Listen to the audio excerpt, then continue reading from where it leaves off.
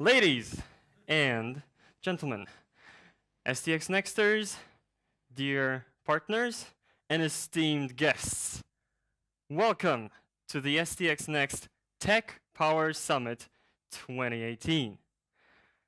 The story that brought us here is a very simple one. 13 years ago, a young Polish developer was looking at a project that he programmed in Java. It took him 2 months. And he had a thought that I'm sure most of you have also had. He thought, there must be a better way to do this. There must be a faster way to get this done. So he tried recreating this same project using Python. When it turned out that it took him only 2 weeks that time, he knew he was onto something. 13 years later, here we are, celebrating the success of his company, STX Next, because that young Polish developer was our CEO, Maciej Dziergwa. We already know that this 4th edition of our event is our biggest and grandest yet, and for that alone, I feel like we deserve a big round of applause. Please join me.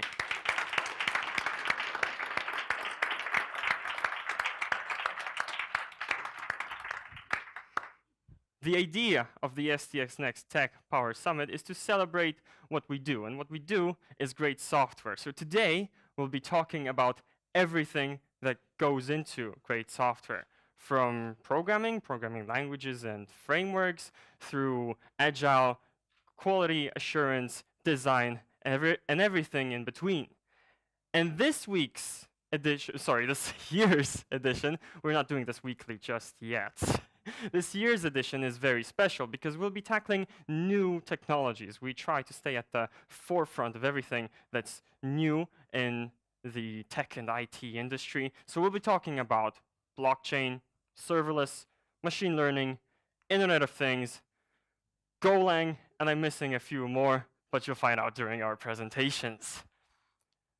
And if that's not enough, I'm sure that some of you are here not to focus on what's going to be happening during the day, but also what will be happening during the evening. Once the technical talks are concluded, please join us for the evening gala. Who's looking forward to it? Nexters? Anyone looking forward to the gala? Thank you so much. I'm looking forward to it quite much as myself. Very well then, without further ado, I would like to proceed to our presentations. Has everybody got their lanyard with the agenda? We'll be trying to stick to that today, although you will notice that there's no point on the agenda that would include me standing in front of you here and getting excited about the conference, which means we really should be getting started. Our first speaker for today will be talking about Agile. Piotr Maksimczyk is a Scrum Master at STX Next. Once you hear his talk, you might feel tempted to add him on LinkedIn. If you wish to do that, just remember that you can see Piotr Maksimczyk here next to me, and I'm very happy to find out what his face looks like for the first time, even though we work at the same office, because on LinkedIn he looks a little bit different. Younger, with green hair and shooting red laser beams out of his eyes. So if you find somebody like that on LinkedIn or actually anywhere around the web, that will be Piotr Maksimczyk. In his presentation titled, are we ready? Wait a minute. Okay. Okay. Just final check. Okay, seems like Piotr is ready. So in this presentation titled, Real Life Agility Metrics and Visualizations, please give a hand to Piotr Maksimczyk. Thank you. Welcome. My name is Piotr Maksimczyk, and I work for 2 of our clients in the role of Scrum Master. And today, as this is technical summit, I would like to share with you some metrics, numbers, etc. I believe many of you know this number. Could you please raise your hand if you know the special meaning? Yeah. Of course, this is the ultimate answer to all the questions around. This is also answer to the question how many of responsibilities Scrum Masters have. When I first saw this number, I thought it's impossible. Scrum Master turned on Jira, and so I decided to check this, and I calculated my hours for clients, how many tasks I've done during this time, and try to categorize somehow. However, the Scrum Master job is broad, so I found almost 900 different descriptions in our tasks. So I categorized them and found 27 areas of responsibility. And here you are. 1/3 of the time, Scrum Masters deals with intangible stuff that some developers says that Scrum Masters do nothing. However, it's not the part of this presentation, perhaps later on. What else? Making more productive meetings. As you may see, this is 10% of our time. Evidence-based management will be the whole talk will be about this subject, and then many other things: knowledge sharing, preparing workshops, PO replacement, QA replacement, feedback sessions, one-on-one discussions, and all the other colors. As you may see, the life of Scrum Master is cheerful, I would say. But let's focus on this one. 10% of time. What Scrum Masters do? Try to measure and improve things. Like Peter Drucker once said, you cannot improve what cannot be measured. So let's focus on metrics. The most widely known agile metric is velocity, but of course, if you want to improve that, it's not enough. So you need to see broader perspective of the process, and you may measure velocity, planning accuracy, whether the teams meet their goals or not, story size, or how many stories delivered per sprint, etc., etc. Many different things that if you play with Tetris game, you can merge all them, and you see the overall process improvement metric for this particular team. What else? You may change the abstraction and go deeper. So you do the same. You measure process, but also measure quality. Quality defined as number of bugs, cyclomatic complexity, code coverage, etc., etc.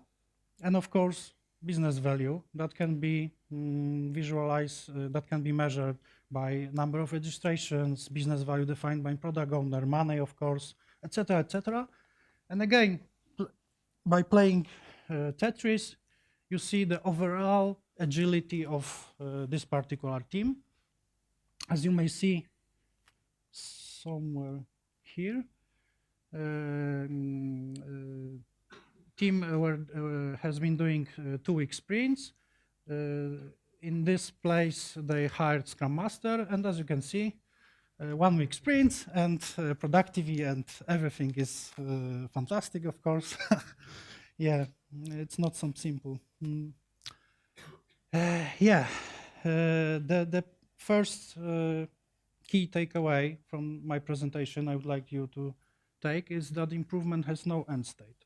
So whether you see 100% here, it doesn't mean anything.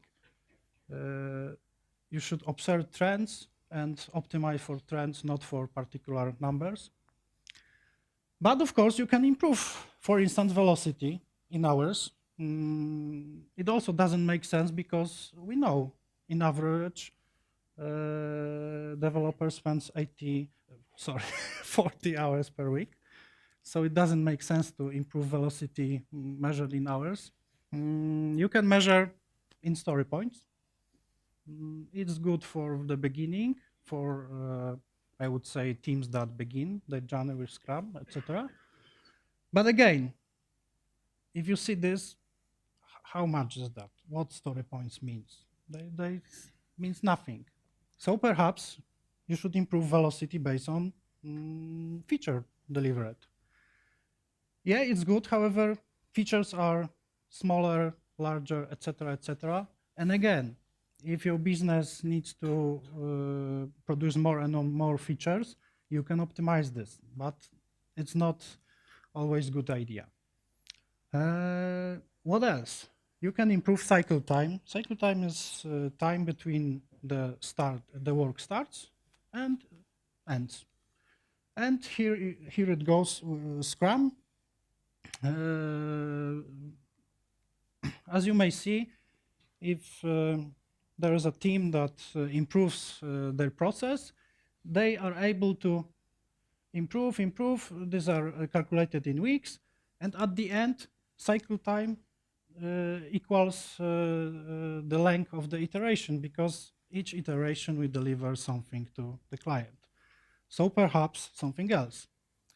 You can improve lead time. Lead time takes into consideration not only the development in Scrum team, but also the time that is needed to discover product, time of the product owner or proxy product owner, etc. Sometimes it's client, and sometimes it also takes into consideration deployment. Why not? As you may see on this chart, this particular team has been deploying some tasks, 4 weeks, 10 weeks lead time, etc. Then they try to improve their process, and at the end they were able to deploy tasks from end to end in 4 weeks. But it's not the end. You can improve more. You can improve time to market. Time to market is defined as the time, lead time plus all the issues, all the activities on the business side. So again, you can improve this. However, it is very hard, because you need to be in very close relationship with your client. So it's not easy. However, it's possible. Again, if you improve your process and are able to deploy business idea from the idea to the production within perhaps 4 weeks, it's good measurement of your improvement, but it's not enough, because you may deploy in 4 weeks, but you don't know if what you deployed is the right thing. So the most broad look at the process would be improving time to feedback, which is the heart of agile development. You try to shorten feedback loops, and you can do this on many levels. In Scrum team, you can measure how much time do you need to code review, QA, or how many minutes it took to break the build, etc., etc. If you see the broader perspective, you may optimize delivery, but it no longer be in minutes or days. It rather be in days, perhaps months. Each of us were someday in the project that we developed for 9 months, then deliver, and and then we started to gather feedback at all. And of course, regarding feedback from market, but again, the most agile, the most I would say productive teams has ability to gather feedback from the market within weeks. but sometimes it took even years to come. And the most broader perspective is taking a break and for thinking about your business model. Sometimes some companies are able to change their business model within months, sometimes years, and sometimes it's never happened. Yeah. So as you may see, you can improve on many different levels.